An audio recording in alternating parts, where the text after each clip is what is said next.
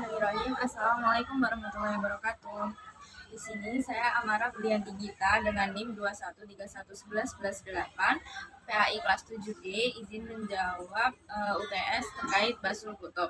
Yang nomor 1, hukum mencari ilmu pengetahuan sesuai dengan varian ilmunya. Jadi di sini hukum mencari ilmu dibagi menjadi beberapa bagian. Yang pertama ada fardu ain, yaitu hukumnya wajib dipelajari, di mana disebutkan dalam kitab Takrim Muta'alim wajibu alaihi ilmu ma yaqa'ulahu biqadarihi ma yu'addi bihil wajib. Nah, setiap orang Islam wajib mempelajari atau mengetahui rukun maupun syarat amalan ibadah yang dikerjakannya untuk memenuhi kewajiban tersebut. Jadi ketika suatu ilmu ibadah itu hukumnya adalah wajib dipelajari. Wa kadzalika fi shaumi wa zakati in kana lahu malun wal haji in wajaba alaihi wa kadzalika fil buyu'i in kana yatajiru. Nah, contohnya misalnya tuh seperti ilmu puasa, zakat bila berharta, ilmu mengenai haji jika sudah mampu, ilmu tentang jual beli ketika berdagang. Kemudian hukum yang kedua adalah fardu kifayah, yaitu ketika sudah ada yang mempelajari ilmu tersebut di suatu daerah, maka yang lainnya tergugurlah kewajiban bagi keseluruhannya untuk mempelajari ilmu tersebut. Di sini disebutkan wa amma hifdu ma yaqa'u fi ba'dil ahayini fa fardun ala sabilil kifayah. Adapun mempelajari amalan agama yang dikerjakan pada saat-saat tertentu seperti sholat jenazah. Nah, seperti itu. Yang ketiga ada hukumnya haram, yaitu contohnya seperti ilmu nujum yang hukumnya haram. Wa ilman nujumi bimanzilatil maradi fata'allumuhu haramun li'annahu yadhurru wa la yanfa'u wal harabu min qada'illah. Dan mempelajari ilmu nujum itu di sini dianggap sia-sia belaka karena tidak bisa menyelamatkan seseorang dari takdir Tuhan. Nujum itu adalah perbintangan, jadi kayak ramalan seperti itu. Nah, itu diharamkan, tapi ilmu nujum juga bisa diperbolehkan. Di sini disebutkan dalam kitab Ta'lim Muta'alim, Allahumma illa ila ta'allama minan nujumi qadara ma ya'rifu bihi al-qiblata wa awqata sholati fayajuzu dzalik. Nah, di sini boleh mempelajari ilmu nujum atau ilmu falak untuk mengetahui arah kiblat dan waktu ketika sholat. Kemudian di sini ada ilmu yang mubah dipelajari, yaitu seperti ilmu kedokteran. Wa amma ta'allumu ilmi tibi fayajuzu. Nah, ilmu kedokteran diperbolehkan dipelajari karena itu adalah merupakan usaha penyembuhan yang tidak ada hubungannya dengan sihir, jimat, dan lain sebagainya. Kemudian di sini ada syairnya yang berbunyi ta'allum fa innal ilma zainun li ahlihi wa fadlun wa unwanun li kullil mahamidi wa kun mustafidan li kulli yaumin ziyadatan minal ilmi wasbah fi zuhuril fawaidi tafaqqa fa innal fiqha afdalu qaidi ilal birri wa taqwa wa a'dalu qasidi huwal alamul hadi ila sunanil huda huwal hisnu yunji min jami'i syadaidi fa inna faqihan wahidan mutawarri'an asyaddu ala syaitani min alfi abidi. Nah, kemudian i'rabnya adalah ta'allum itu memilih sukun karena ia adalah fi'il amr. Fa inna itu nasab, al ilma nasbi fathah dhuhurah karena ia adalah isim inna. Zainun itu rofa dengan harokatnya dhammah karena ia adalah khobarnya inna. Li ahlihi ya ketika kasrah karena ia adalah jar majrur. Wa itu waw ataf. Fadlun itu i'rabnya rofa dengan tanda dhammah karena ia adalah ma'tuf. Wa itu waw ataf. Unwanun itu i'rabnya rofa dengan harokat dhammah karena ia adalah ma'tuf. Likulli sebagai jar majrur. Mahamidi itu i'rabnya jar dengan harokat kasroh karena ia adalah mudhof ilah. Wa kun wawunya sebagai waw atof, kun itu fiil amar, mustafidan itu sebagai khabar kana, kulli yaumin itu adalah idofah. Nah, yaumin di sini sebagai mudhof ilah dan harokat kasroh. Ziyadatan itu adalah maf'ul bi. Minal ilmi dibaca jar karena ia jar majrur. Wasbah itu fiil amar, wanya sebagai waw atof, kemudian fi buhuri yaitu jar majrur, al fawaidi yaitu i'rabnya jar dengan harokat kasroh karena ia adalah mudhof ilah. Tafaqoh yaitu sebagai fiil amar, fa inna yaitu amilnya inna, fiqhu fikah sebagai isim inna, afdolu itu dengan rofa dengan harokat dhammah karena ia adalah khabarnya inna. Qaidi yaitu jar dengan harokat kasroh karena ia adalah mudhof ilah. Ila birri yaitu dibaca jar karena dia adalah jar majrur. Wa taqwa itu jar dengan harokat fathah karena ia adalah mudhof ilah. Wa adalu di berharokat dhammah karena ia adalah rofa. Qasidi itu i'rabnya jar dengan harokat kasroh karena ia adalah mudhof ilaih. Kemudian huwa sebagai mubtada, anamu sebagai badalnya huwa, hadi sebagai na'at, ila sunani sebagai jar majrur, huda sebagai mudhof ilaih, huwa sebagai mubtada, hisnu yaitu dengan harokat dhammah karena ia sebagai khobar, yunji dengan harokat dhammah karena ia adalah fi'il mudhari, min jami'i dibaca jar karena ia adalah jar majrur, syadaidi dibaca jar dengan harokat kasroh karena ia adalah mudhof ilah. Fa inna itu sebagai amilnya inna, fakihan sebagai isim inna, wahidan sebagai na'at dan dibaca nasab, mutawarri'an sebagai na'at, kemudian i'rabnya nasab dengan harokat fathah, asyaddu sebagai khobar dan i'rabnya rafa dengan harokat dhammah, ala syaitani sebagai jar majrur, min alfi itu sebagai jar majrur, abidin yaitu sebagai mudhof ilah.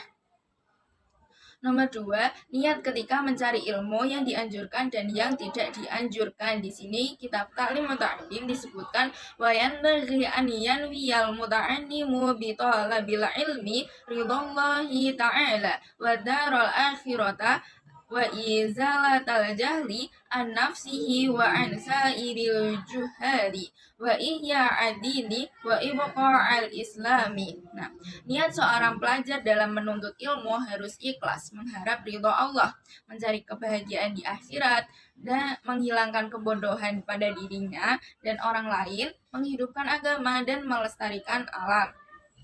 Kemudian di sini disebutkan anjuran mencari ilmu yang dianjurkan dan yang tidak dianjurkan, yaitu disebutkan bahwasanya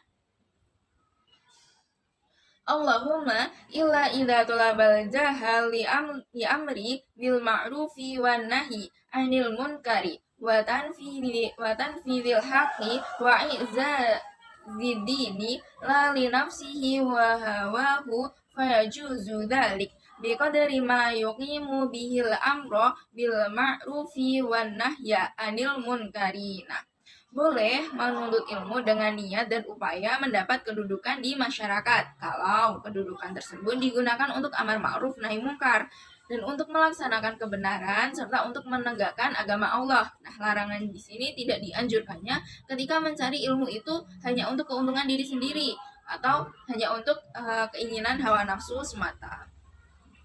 Di sini syairnya yaitu fasadun kabirun alimun mutahatiku wa akbaru minhu jahilun mutanassiku huma fitnatun fil alamina adimatun liman bihima fi dinihi yatamassaku. i'rabnya adalah fasadun, itu di i'rabnya domah dengan domah dohiro karena ia sebagai mubtada. Kabirun itu rofa karena dengan harokat domah karena dia adalah naat dari fasadun. Alimun itu adalah mubtada. Mutahatiku itu i'rabnya rofa dengan harokat domah karena ia sebagai naatnya alimun. Wa akbaru itu sebagai maktuf dibaca rofa dengan harokat domah. Minhu itu sebagai jar majrur. Jahilun itu i'rabnya domah dohiroh karena ia adalah mubtada. Mutanasiku itu i'rabnya rofa dengan harokatnya domah karena ia sebagai naat. Huma itu rofa domah muqaddarah karena ia sebagai mubtada. Fitnatun itu marfu domah karena ia sebagai khobar. Fil alimina itu dibaca jar dengan harokat fathah karena ia sebagai jar majrur. Azimatun dibaca domah karena dia adalah naat marfu'ah. Liman itu sebagai isim marfu'. Bihima itu sebagai jar majrur. Fi dinihi itu juga sebagai jar majrur. Yatamasaku dibaca marfu karena ia adalah fi'il mudhari'.